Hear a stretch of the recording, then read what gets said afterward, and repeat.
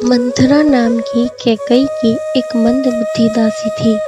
उसे अपयश की पिटारी बनाकर सरस्वती उसकी बुद्धि को फेर कर चली गई। मंथरा ने देखा कि नगर सजाया हुआ है, सुंदर मंगल में बधावे बज रहे हैं। उसने लोगों से पूछा कि कैसा उत्सव है। उनसे श्री रामचंद्र जी के राज तिलक की बात सुनते ही उसका हृदय जल उठा।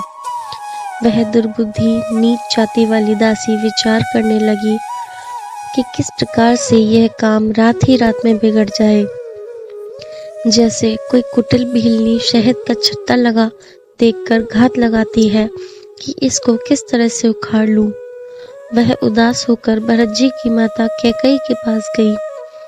रानी कैकई ने हंसकर कहा, तू उदास क्यों है?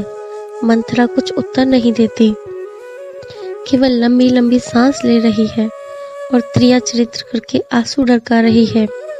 रानी हंसकर कहने लगी कि तेरे बड़े गाल हैं। मेरा मन कहता है कि लक्ष्मण ने तुझे कुछ सीख दी है, तब भी वह महापापनी दासी कुछ भी नहीं बोलती। ऐसी लंबी सांस छोड़ रही है मानो काली नागिन फुफकार रही हो। तब रानी ने डर कर कहा, अरे कहती क्यों नहीं? श्री रामचंद्र, राजा लक्ष्मण, भरत और शत्रुघ्न कुशल से तो है। यह सुनकर कुबरी मंथरा के हृदय में बड़ी ही पीड़ा हुई। वह कहने लगी, हे माई, हमें कोई क्यों सीख देगा और मैं किसका बल पाकर गाल करूंगी, अर्थात बढ़ चढ़ कर बोलूंगी। रामचंद्र को छोड़कर आज और किसके कुशल है जिन्हें राजा युवराज पद दे रहे हैं। आज कौशल्या को विधाता बहुत ही दाहिनी अनुकूल हुए हैं। यह देखकर उनके हृदय में गर्व समाता नहीं। तुम स्वयं जाकर सब शोभा क्यों नहीं देख लेती, जिसे देखकर मेरे मन में शोभ हुआ है। तुम्हारा पुत्र परदेश में है, तुम्हें कुछ सोच नहीं। जानती हो कि स्वामी हमारे वश में है। तुम्हें तो तोशक पलंग पर पड़े पड़े नींद लेना ही बहुत प्यारा लगता है। राजा की कपट भरी चतुराई तुम नहीं देखती। मंथरा की प्रिय वचन सुनकर, किंतु उसको मन की मैली जानकर, रानी झुककर बोली, बस अब चुप रह घर फोड़ी कहेगी। जो फिर कहीं ऐसा कहा तो तेरी जीभ पकड़ कर निकलवा लूंगी। कानों, लंगड़ों और कुबड़ों को कुटिल और कुचाली जानना चाहिए, उनमें भी स्त्री और खासकर दासी। इतना कहकर भरत जी की माता कैकई मुस्कुरा दी और फिर बोली, हे प्रिय वचन कहने वाली मंथरा, मैंने तुमको यह सीख दी। मुझे तुम पर स्वप्न में भी क्रोध नहीं है। सुंदर मंगलदायक शुभ दिन वही होगा जिस दिन तेरा कहना सत्य होगा। बड़ा भाई स्वामी और छोटा भाई सेवक होता है। यह सूर्यवंश की सुहावनी रीति ही है। यदि सचमुच कल ही श्री राम का तिलक है तो हे सखी, तेरे मन को अच्छी लगे वही वस्तु मांग ले, मैं दूंगी। राम को सहज स्वभाव से सब माताएं कौशल्या के समान ही प्यारी है। मुझ पर तो वे विशेष प्रेम करते हैं। मैंने उनकी प्रीति की परीक्षा करके देख ली है। जो विधाता कृपा करके जन्म दे तो श्री रामचंद्र पुत्र और सीता बहू हो। श्री राम मुझे प्राणों से भी अधिक प्रिय है। उनके तिलक से तुझे शोभ कैसा? तुझे भरत की सौगंध है। छल कपट छोड़कर सच सच कह, तू हर्ष के समय विषाद कर रही है। मुझे इसका कारण सुना।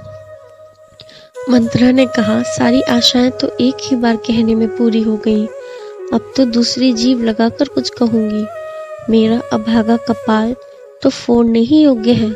जो अच्छी बात कहने पर भी आपको दुख होता है, जो झूठी सच्ची बातें बनाकर कहते हैं हे माई, वे ही तुम्हें प्रिय है और मैं कड़वी लगती हूँ। अब मैं भी ठकुर सुहाती कहा करूंगी, नहीं तो दिन रात चुप रहूंगी। विधाता ने कुरूप बनाकर मुझे परवश कर दिया। जो बोया सो काटती हूँ, दिया सो पाती हूँ। कोई भी राजा हो, हमारी क्या हानि है? दासी छोड़कर क्या अब मैं रानी होंगी? हमारा स्वभाव तो जलाने ही योग्य है, क्योंकि तुम्हारा अहित मुझसे देखा नहीं जाता, इसलिए कुछ बात चलाई थी। किंतु हे देवी, हमारी बड़ी भूल हुई, क्षमा करो। आधार रहित बुद्धि की स्त्री और देवताओं की माया के वश में होने के कारण रहस्य युक्त कपट भरे प्रिय वचनों को सुनकर रानी कैकेयी ने वैरी मंथरा को अपनी सुहृद जानकर उसका विश्वास कर लिया। बार बार रानी उससे आदर के साथ पूछ रही है, मानो भीलनी के गान से हिरनी मोहित हो गई हो।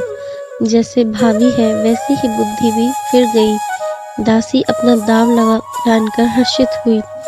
तुम पूछती हो किंतु मैं कहते डरती हूँ, क्योंकि तुमने पहले ही मेरा नाम घर फोड़ी रख दिया है। बहुत तरह से गढ़ घोल कर खूब विश्वास जमा कर तब वह अयोध्या की 7.5 बोली। हे रानी, तुमने जो कहा कि मुझे राम सीता प्रिय है और राम को तुम प्रिय हो, सो यह बात सच्ची है। परंतु यह बात पहले थी, वे दिन अब बीत गए। समय फिर जाने पर मित्र भी शत्रु हो जाते हैं। सूर्य कमल के कुल का पालन करने वाला है, पर बिना जल के वही सूर्य उनको जलाकर भस्म कर देता है। सौत कौशल्या तुम्हारी जड़ उखाड़ना चाहती है, अतः उपाय रूपी श्रेष्ठ बाण लगाकर उसे रुंध दो और सुरक्षित कर दो। तुमको अपने सुहाग के झूठे बल पर कुछ भी सोच नहीं है। राजा को अपने वश में जानती हो, किंतु राजा मन के मैले और मुंह के मीठे हैं और आपका सीधा स्वभाव है। राम की माता कौशल्या बड़ी चतुर और गंभीर है। उसने मौका पाकर अपनी बात बना ली। राजा ने जो भरत को ननिहाल भेज दिया, उसमें आप बस राम की माता की ही सलाह समझिए। कौशल्या समझती है कि और सब सोते तो मेरी अच्छी तरह से सेवा करती हैं, एक भरत की माँ पति के बल पर गर्वित रहती है। इसी से हे माई, कौशल्या को तुम बहुत ही खटक रही हो, किंतु वह कपट करने में चतुर है, अतः उसके हृदय का भाव जानने में नहीं आता। राजा का तुम पर विशेष प्रेम है। कौशल्या सौत के स्वभाव से उसे देख नहीं सकती, इसलिए उसने जाल रचकर राजा को अपने वश में करके राम के राज तिलक के लिए लग्न निश्चय करा लिया। राम को तिलक हो, यह कुल के उचित ही है और यह बात सभी को सुहाती है और मुझे तो बहुत ही अच्छी लगती है। परंतु मुझे तो आगे की बात विचार कर डर लगता है। देव उलट कर इसका फल उसी को दे। इस तरह करोड़ों कुटिलपन की बातें गढ़ घोलकर मंथरा ने कैकेयी को उल्टा सीधा समझा दिया और सैकड़ों सूतों की कहानियां इस प्रकार कहीं जिस प्रकार विरोध बढ़े।